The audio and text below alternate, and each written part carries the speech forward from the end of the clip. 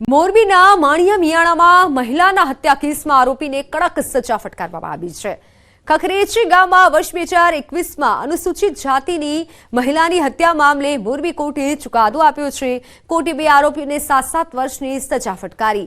આરોપી ભૂપત વડેચા અને બીજલ વડેચાને સજા ફટકારવામાં આવી। આરોપી ભૂપતે મૃતક મહિલાને પોતાની સાથે આવવા દબાણ કર્યું હતું। મહિલાએ ઇનકાર કરતા આરોપીએ કોંસના ફટકા મારી તેને હત્યા કરી નાખી હતી।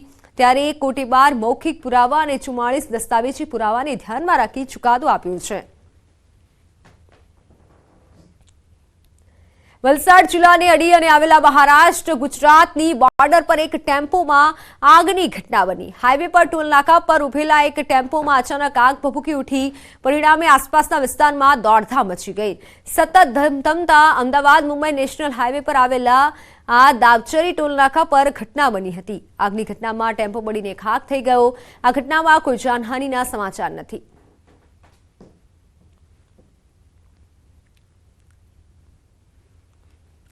તો પાટણની હેમચંદ્રાચાર્ય ઉત્તર ગુજરાત યુનિવર્સિટીમાં 32 વર્ષ જૂના કેસનો ચુકાદો આવ્યો છે। સિદ્ધપુરના યુસુફ નૂર મહમ્મદ નાંદોલિયાની વિવાદિત પ્રોપર્ટી અંગે કોર્ટે અરજદારની તરફેણમાં ચુકાદો આપ્યો। હાઈકોર્ટે HNGUના રજિસ્ટ્રારને અરજદારને બાકી નીકળતા રૂપિયા આપવા હુકમ કર્યો હતો। જોકે યુનિવર્સિટીએ હાલ તો જે પ્રમાણે 11 કરોડની ચૂકવણી ન કરતા પાટણ કોર્ટે મિલકત જપ્તીનો આદેશ આપ્યો છે, જેને લઈને અરજદારના વારસદારો વકીલ સાથે મિલકતનો કબજો મેળવવા યુનિવર્સિટી પહોંચ્યા, જ્યાં રજિસ્ટ્રાર અને વકીલ સાથે મળી અરજદારના બાકી નીકળતા નાણાં આપવાની ચર્ચા પણ કરવામાં આવી। છેલ્લા 35 વર્ષથી યુનિવર્સિટી સામે લેન્ડ એક્વિઝિશનનો કેસ ચાલે છે। વળતર માટે બહુ ઘણા લાંબા સમયથી ચાલે છે। અત્યાર સુધી યુનિવર્સિટી અમુક રકમ આપી છે, બાકી આજે જે રકમ લેવાની છે 11 કરોડ 54 લાખ તે વસૂલ લેવા કોર્ટ મારફતે એમના બેલીફ મારફતે વીસીને મળવા માટે આવ્યા છીએ। હાઈકોર્ટે ઓર્ડર કર્યો કામનો જે 4 મહિનાની અંદર પેમેન્ટ ચૂકતે કરી દેવું, તેમ છતાં પેમેન્ટ ચૂકતે ના થયું એટલે મેં અહીંયા પાટણ કોર્ટમાં પ્રિન્સિપલ સિવિલ જજમાં દરખાસ્ત દાખલ કરી અને દરખાસ્તમાં અમારે 11.5 કરોડ લેવાના નીકળતા હતા। એ 11.5 કરોડ રૂપિયા યુનિવર્સિટી કોર્ટમાં જમા કરાવ્યા નહીં, અમને આપ્યા નહીં, એટલે કોર્ટને હવે જંગમ વોરંટ કોર્ટની મિલકત છે જપ્તી માટે એના માટે અરજી આપી વોરંટ કાઢવા। કોર્ટે ઓર્ડર કર્યો। મહત્વના સમાચારની વાત કરીએ તો અમદાવાદમાં કોરોનાના કેસના પગલે સ્ટેન્ડિંગ કમિટીનો નિર્ણય। એએમસી અર્બન હેલ્થ સેન્ટરોમાં 2 દિવસ બાદ કોરોના ટેસ્ટ શરૂ કરશે। હાલ એસવીપી, એલજી અને શારદાબાદ હોસ્પિટલમાં કોરોનાના ટેસ્ટ થાય છે। એએમસીએ સ્ટેન્ડિંગ કમિટીમાં મોટો નિર્ણય લીધો છે। 2 દિવસ બાદ કોરોનાના ટેસ્ટ શરૂ કરવામાં આવશે। કોરોના માટે સતર્કતા પણ જરૂરી છે। આજની સ્ટેન્ડિંગ કમિટીની અંદર કોરોનાની ચર્ચા નીકળી હતી અને તેની અંદર મહાનગર દ્વારા જે જુદી જુદી હોસ્પિટલો છે, LG hospital, SVP hospital, Shardaben hospital, ત્યાં આગળ આ ટેસ્ટિંગની પ્રક્રિયા હાલ ચાલુ છે।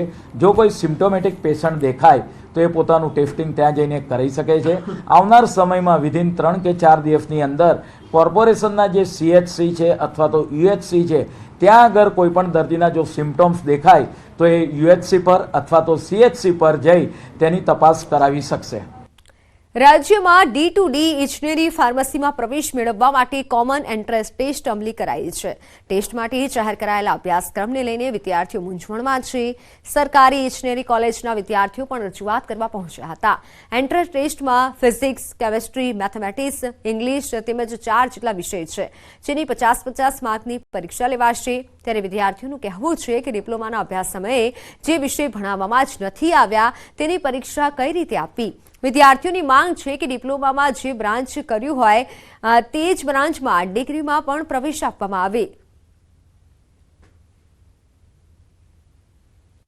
એન્ટ્રન્સ એક્ઝામ રાખો, પણ અમારા જે આઈટી રિલેટેડ જે સબ્જેક્ટ્સ છે જેમ કે પાયથન, જાવા છે, વેબ ડેવલપમેન્ટ છે, એ તમે સબ્જેક્ટ્સની એન્ટ્રન્સ એક્ઝામ રાખો એમાં અમને પ્રોબ્લેમ નથી, પણ તમે જ્યાં આઈટી રિલેટેડ ડિપાર્ટમેન્ટના જે એક્સટર્નલ જે સબ્જેક્ટ્સ છે એમાં તમે એન્ટ્રન્સ એક્ઝામ રાખો એ અમને આગળ જતા બી પ્રોબ્લેમ્સ થાય ને અમે આગળ ભણ્યા નથી, જેમાં અમારે માર્ક્સ ના તો અમારે પ્રોબ્લેમ્સ થાય। અમને બી ફિઝિક્સ કે કેમેસ્ટ્રીનું કંઈ જ જ્ઞાન નથી। બસ આ જ મારો પ્રશ્ન છે। શું કરવું જોઈએ?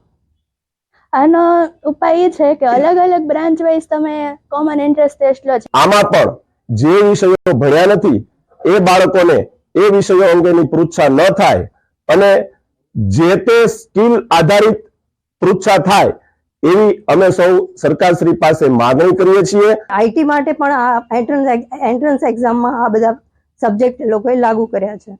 મારો પ્રશ્ન આ છે જેનું બધાએ મનન કરવું જોઈએ, વિચારવું જોઈએ અને એનો સહી ઉકેલ લાવવો જોઈએ. જે બાળક આઈટીમાં અથવા મિકેનિકલમાં એડમિશન લેવા માંગે છે તો આઈટીમાં આઈટીના જ વિષયનો પેપર હોવો જોઈએ અને મિકેનિકલમાં જેને એડમિશન લેવું છે એને મિકેનિકલના જ પ્રશ્નોના જવાબ આપવાના હોય. કારણ કે આ જ વસ્તુ ડિગ્રીમાંથી માસ્ટર્સમાં ગેટની એક્ઝામ છે એમાં પણ એવું જ છે. તો સમાચારોમાં હાલ બસ આટલું જ. રજા આપશો. નમસ્કાર.